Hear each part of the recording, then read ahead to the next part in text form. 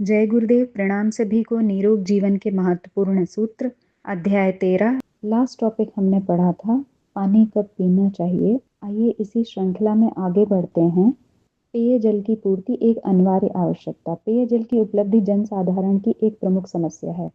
मात्र भारत ही नहीं, सारे विश्व में इससे एक पूर्ण आवश्यकता मानते हुए संयुक्त राष्ट्र संघ ने 1981-1990 के दशक को अंतर्राष्ट्रीय जल संभरण और स्वच्छता दशक घोषित किया था। लक्ष्य यह है कि इस सदी के अंत तक विश्व के एक एक नागरिक को स्वच्छ पेयजल प्राप्त हो सके। विश्व बैंक की एक सर्वेक्षण रिपोर्ट के अनुसार एशिया और प्रशांत महासागर के राष्ट्रों की कुल आबादी के 32% भाग को शुद्ध जल, सेकंड स्ट्रेटा का पेयजल प्राप्त हो पाता है। सहारा से दक्षिण के अफ्रीकी देशों के मात्र 16% भाग को शुद्ध जल प्राप्त हो पाता है। इसी प्रकार दक्षिणी अमेरिका के 53% से भी अधिक लोग नित्य ऐसा पानी पीते हैं जिसे स्वास्थ्य मानदंडों के आधार पर अशुद्ध ठहराया गया है। अधिकांश महामारियों एवं असमय की मौत के कारण भी यही अशुद्ध जल है। यूरोप, पश्चिम एशिया एवं उत्तरी अफ्रीका के भी 38% से अधिक लोग शुद्ध जल से वंचित रोगग्रस्त बने हुए हैं। यूं तो संयुक्त राष्ट्र संघ ने 2000 के अंत तक विकासशील देशों की 2 अरब जनसंख्या के लिए पीने का शुद्ध जल पहुंचाने का एक व्यापक कार्यक्रम तैयार किया है, जिस पर $200 अरब तक की राशि व्यय होगी।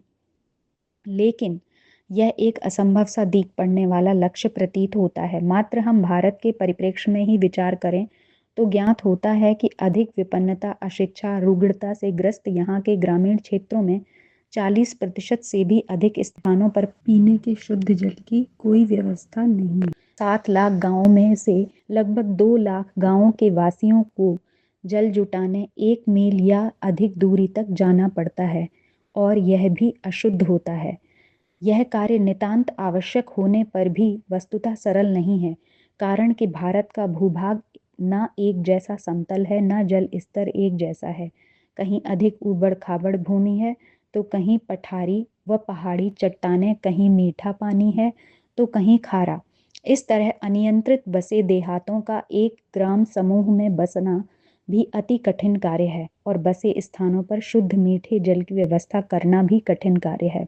भारत की इतनी बड़ी जनसंख्या को अशुद्ध जल मिलने से सदैव स्वास्थ्य संकट का सामना करना पड़ता है। लाखों कामकाजी व्यक्ति अशुद्ध जल मिलने से रोग ग्रसित हो जाते हैं और कितने ही स्थायी घातक रोगों की जानकारी है कि अशुद्ध वायु और जल से ही अधिकतर रोग पनपते और फैलते हैं। अशुद्ध जल से होने वाले रोगों में हैजा, पेचिस, आंत्र शोथ, रक्त विकार और अनेकों रोग हैं। हमारे देश में जल वृष्टि का औसत 6 करोड़ हेक्टेयर मीटर प्रतिदिन है। इसका आधा हिस्सा वाष्प बन जाता है और दूसरा आधा हिस्सा विभिन्न रूपों में प्रवाहित होता है। प्रवाहित होने वाले कुल नदी का जल का मुश्किल से 10% हिस्सा ही हमारी पकड़ में आ पाता है, अर्थात 90% प्रवाहित जल व्यर्थ समुद्र में समा जाता है। एक तरफ पानी की आपूर्ति में दिन प्रतिदिन कमी अनुभव की जा रही है तो दूसरी तरफ जनसंख्या वृद्धि के कारण इसकी मांग बढ़ ही रही है।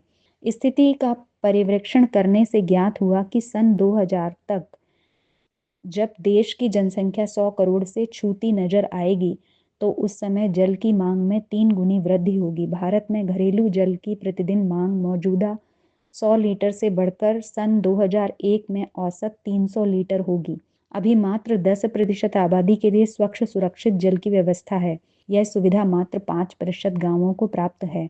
65% ग्रामीण कुएं से जल प्राप्त करते हैं, 15% नदी, झील व झरनों से, 8% ट्यूबवेल से व शेष तालाबों व फालतू स्रोतों से पानी इकट्ठा करते हैं। 8 करोड़ की जनसंख्या वाले 1 लाख गांवों में कुओं का जल 15 मीटर से भी ज्यादा गहराई से निकाला जाता है या 1 किलोमीटर से ज्यादा दूरी के स्रोत से ढोकर लाया जाता है। 1.5 लाख गांवों में पेयजल की समस्या गंभीर है, जबकि 25,000 गांवों में पानी की गुणवत्ता खतरनाक स्तर पर पाई गई है। शहरी क्षेत्रों में उपलब्ध स्रोत अपर्याप्त होने के साथ साथ प्रदूषित भी हैं। भारत के केवल 43% शहरों में गंदे जल की निकासी व सफाई की उचित व्यवस्था है। खारा पानी तो समुद्र में भी भरा पड़ा है, पर वह पीने, नहाने, धोने, सींचने आदि के किसी भी काम में न आने के कारण एक प्रकार से निरर्थक है। उसमें मानवीय आवश्यकताओं की पूर्ति नहीं होती। पर पेयजल के लिए वर्षा के माध्यम से धरती पर पहुंचने वाले जल पर ही निर्भर रहना पड़ता है। वही नमी दलदल नदी तालाब कुओं बांधों में जमा होती रहती है। इस शुद्ध जल की आवश्यकता न केवल पीने नहाने धोने पकाने आदि के लिए पड़ती है, वरन कृषि उद्यानों से लेकर कारखाने चलाने तक में उसी से काम चलता है। यह एक तथ्य है कि 1 टन गेहूं या 1 टन चावल पैदा करने में क्रमशः 1000 व 2000 टन जल का उपयोग होता है। 1 टन इस्पात उत्पादन में 250 टन जल व 1 टन टेरिलीन वस्त्र निर्माण में 20,000 टन जल की आपूर्ति अपेक्षित होती है। गेहूं के पौधों से इतना जल वाष्पीकृत होता है कि उससे एक खेत 30 सेंटीमीटर की गहराई तक डूब सकता है। नहरों से 30% जल गायब हो जाता है। 80% जलवृष्टि व्यर्थ जाती है, जबकि 80% जनसंख्या को यथेष्ट जल प्राप्त नहीं होता। कुल भूमंडलीय जलराशि यानी 150 करोड़ घन मीटर 97% हिस्सा खारे जल का है और बाकी 3% स्वच्छ जल का। 70% भाग स्थायी बर्फ के रूप में पड़ा है। अतः 3% स्वच्छ जल की 23% उपलब्धि जलराशि पर ही मानवीय क्रियाओं का अस्तित्व आधारित है।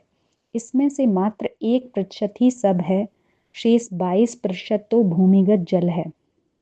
ये सारे आंकड़े यही बताते हैं कि पेयजल जीवन के लिए जितना अनिवार्य है उतना ही इसे उपेक्षित भी किया गया है।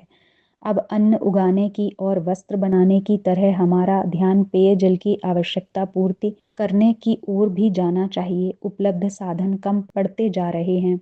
जनसंख्या वृद्धि और प्रगति के साथ साथ सुविधा संवर्धन की प्रक्रिया ने हर व्यक्ति के पीछे जल की खपत पहले की अपेक्षा कहीं बढ़ा दी है। इन कारणों को ध्यान में रखते हुए नए सिरे से नए उपाय सोचने की आवश्यकता है। दूसरा उपाय यह होना चाहिए कि हर गांव में बड़े सामूहिक तालाब बने और बड़े किसान अपनी थोड़ी सी जमीन में तालाब बनाएं। वर्षा का जो जल नदी नालों के रास्ते समुद्र में चला जाता है उसे इस प्रकार रोका जा सकेगा और इमारती कामों में पशुओं के लिए कपड़े धोने तथा अन्य कार्यों में उसे काम में लाया जा सकेगा।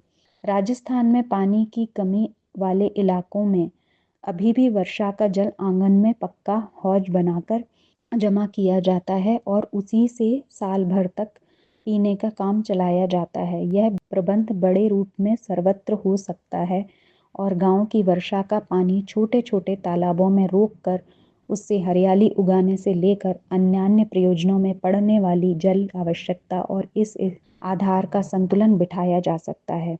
नदी नाले के बांध बांधना भी एक बड़ा काम है, पर वह सरकारी और असहकारी प्रयत्नों से बड़ी पूंजी लगाकर तथा उपयुक्त तकनीकी ज्ञान के आधार पर ही किया जा सकता है। हर हालत में वर्षा के जल को समुद्र में पहुंचाने से पूर्व मनुष्य की आवश्यकताएं पूर्ति करने के लिए प्रयुक्त किया जाना चाहिए। इसी आधार पर छोटी बड़ी योजनाएं बनाने और उपलब्धि एवं उपयोग का सही प्रबंधन करने से ही प्रस्तुत अभाव का पूरा कर सकना संभव हो सकता है। तो आज के टॉपिक में हमने पढ़ा कि हमें पेयजल जो कि बहुत कम मात्रा में उपलब्ध है, 3% जल ही इसमें बताया गया कि पेय है, शेष सारा जो जल है वो खारा है।